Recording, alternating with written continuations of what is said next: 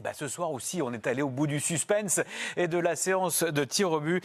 C'est donc ce match entre l'Atlético et le Real Madrid qu'on va débriefer à présent. On va voir ce qui s'est passé pendant ce temps réglementaire, ces prolongations et ces tirs au but, mon cher Romain. Un scénario surprenant pour cet affrontement entre les deux clubs de Madrid. Ça a été très vite dès le début de cette partie. 27 secondes de jeu ont suffi aux joueurs de Diego Simeone pour prendre l'avantage.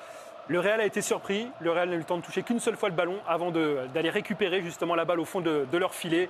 Sur cette occasion parfaitement menée par Rodrigo de Paul, la déviation de Giuliano Simeone et le but de Conor Gallagher. Ouais, on a vu beaucoup de détermination parce que c'est eux qui ont gagné déjà. Regardez ce premier ballon, Modric en position haute, donc il n'y a que Tchouaméni au milieu de terrain pour écoper. Et là, après, ils ont toujours ce temps de retard qu'ils ne peuvent jamais rattraper. La Mendy doit être plus prompt, plus près de son adversaire direct. Il y a du monde dans la surface de réparation. Regardez, on attire premier poteau, ça libère l'espace derrière. Mais il y a du monde, surtout à la réception de ce ballon. Un but après 27 secondes de jeu et puis plus rien puisqu'il n'y aura pas d'autre but inscrit jusqu'à la fin du temps réglementaire. Malgré ce pénalty en faveur du Real Madrid, tout était parfait. Vicage sur cette séquence de Kylian Mbappé qui allait pousser à la faute Clément Lenglet. C'est la seule fois où il a eu 1 centimètre d'espace. Il en a profité immédiatement pour aller obtenir ce pénalty. Mais il n'y aura pas d'autre but dans ce match puisque Vinicius manque son pénalty. Tentative hors cadre pour le Brésilien. C'était à 20 minutes de la fin du temps réglementaire de cette partie. 1-0, score final donc après 90 minutes de jeu. Prolongation, pas de but en prolongation. On passe au tir au but. Llorente, 4e tireur des Colchoneros, voit sa frappe repoussée par la barre transversale. Le 5e tireur du Real Madrid, Rudiger. Si le pénalty est transformé, le Real est qualifié. Rudiger transforme ce pénalty. Le Real Madrid se qualifie donc pour les quarts de finale. C'était la 6e fois que ces deux clubs s'affrontaient en phase d'élimination de la Ligue des Champions. Et encore une fois, pour la 6e fois, donc, le Real Madrid arrive à passer l'obstacle de l'Atlético de Madrid. C'est bien le Real qui affrontera en quart de finale le vainqueur du duel entre Arsenal et le PSV qu'on verra dans quelques instants. Oh là là, vous faites bien de ménager le suspense, mon cher Romain. Première question, est-ce que sur l'ensemble des deux confrontations, c'est mérité pour le Real Madrid, Vicage Horasso? Il y a quand même ce penalty qui est raté par Vinicius, qui aurait pu donner la qualification aussi au Real.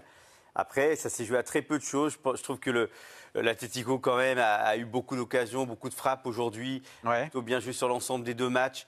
Ça reste quand même très, très serré. Et je suis très déçu pour l'Atlético Madrid, qui a quand même vraiment fait une double confrontation très, très forte.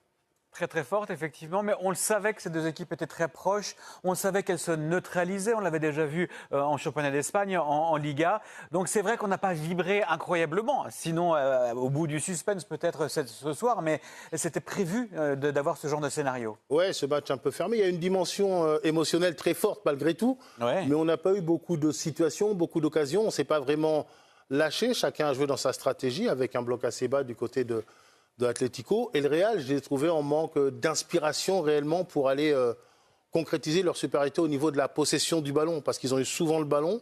On les a sentis un peu plus, je ne sais pas si je dois dire alerte, mais ils étaient plus nombreux dans la moitié de terrain adverse, mais ça ne débouchait pas sur des occasions malheureusement. Il est presque minuit en Espagne. Alors évidemment, le stade Metropolitano s'est vidé comme un seul homme. Et il ne reste que 2 commentateurs, j'imagine, dans une tribune abandonnée à leur sort. Les voici, Lilian Gatoun et Cédric Kanté. Que vous avez commenté. Est-ce que vous avez le sentiment que voilà, c'est mérité pour le Real Madrid ou voilà, tout simplement les merengues sont passés dans un tout petit trou de souris? Non, on ne peut pas dire ça non plus parce que c'est vrai que le match aller a été plutôt maîtrisé de la part de cette équipe du Real Madrid. Encore une fois, ce soir, ils ont tenté. Ils étaient face à une équipe de l'Atlético qui a très très bien défendu. Donc c'était compliqué pour le Real Madrid qui n'a pas quand même tout mal fait. Il y a ce penalty de Vinicius qui aurait pu éviter d'aller en prolongation. Donc, non, ils ont très bien défendu, ils ont eu des opportunités.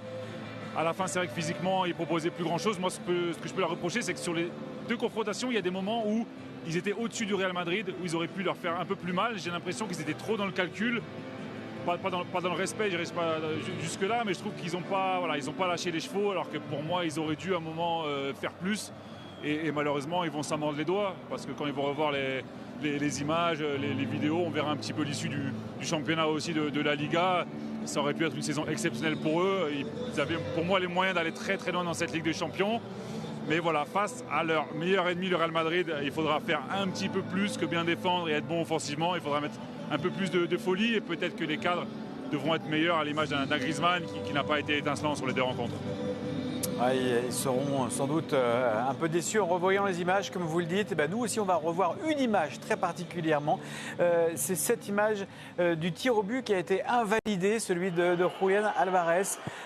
Tir au but inscrit. On voit que Julián Álvarez célèbre sa réalisation, mais il n'a pas l'air hyper convaincu. Pourquoi ? Parce que à la VAR, en tout cas à la vidéo, on a vu un double contact entre le ballon, ici une première fois. C'est hyper litigieux. Qu'est-ce que vous en pensez, Vikash? Est-ce qu'effectivement il y a double contact sur ce ballon? J'ai l'impression que c'est après qu'il a frappé le ballon, que le ballon le touche là, voilà. C'est pas pas le pied d'appui qui touche d'abord le ballon puis la frappe, c'est la frappe exactement ça. Qui tape le pied et qui va toucher. Voilà, c'est le pied droit qui frappe le ballon, qui va ensuite toucher, effleurer le pied gauche. Voilà. C'est terrible comme finalité. Ouais, c'est terrible. Franchement, personne n'avait rien vu.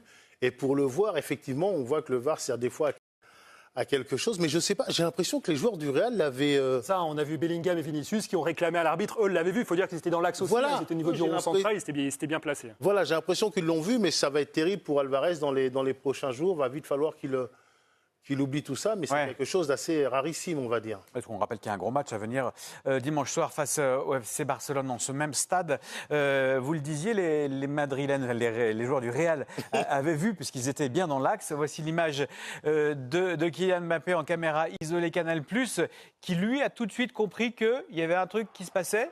Et oh, deux touches. Deux touches. Ah, mais sans qu'on leur dise... je suis impressionné, parce que c'est sans qu'on leur dise... Parce que là, tout le monde l'a vu côté Real. Ah oui, ça paraît limpide pour les joueurs du Real. Voilà. Donc c'était presque une évidence à leurs yeux. Et le fait de glisser, en fait, ça induit ça induit cette double touche. Et honnêtement, même à l'image, on ne le voit pas bien. Ouais, on peut se dire que ça peut se produire, puisqu'il glisse, mais on ne le voit pas du tout. Il faut être un génie quand même pour voir les deux. Je me demande comment les joueurs du Real, immédiatement après, l'ont vu. Parce que c'est possible, vu qu'il glisse. C'est possible, mais est-ce qu'il a vraiment touché deux fois? Et encore une fois, parce qu'eux sont dans l'axe, comme dit Romain. On ne le voit pas vraiment à l'image.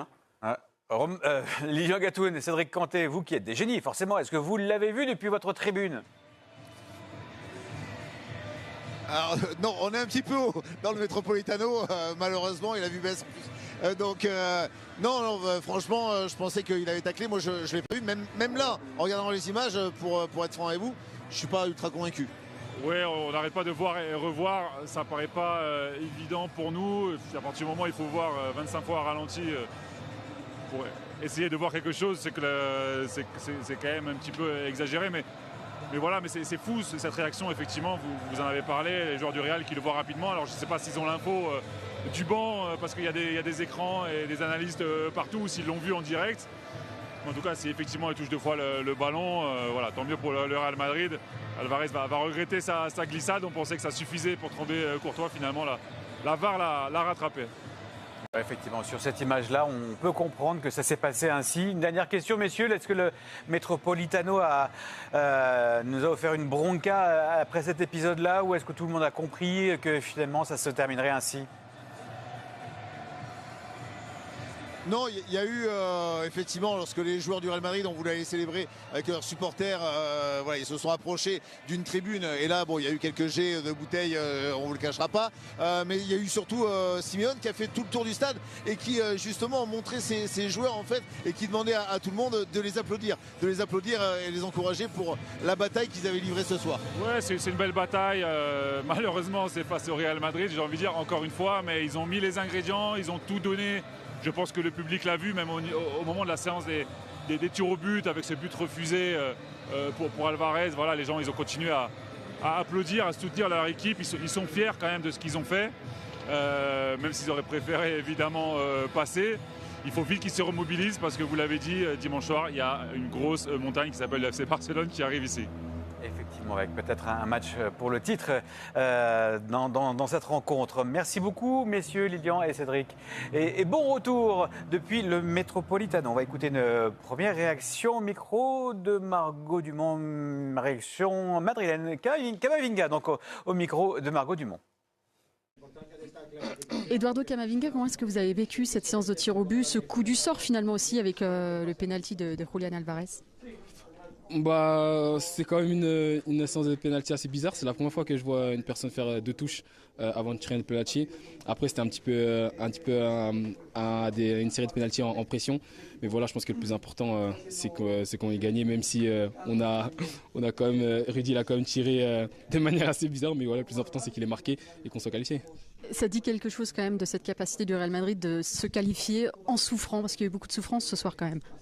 C'est toujours comme ça, on souffre toujours. C'est pour ça que dès les premières minutes, quand on a pris ce but-là, on savait que si on faisait les choses bien après, on allait savoir faire ce qu'on savait faire.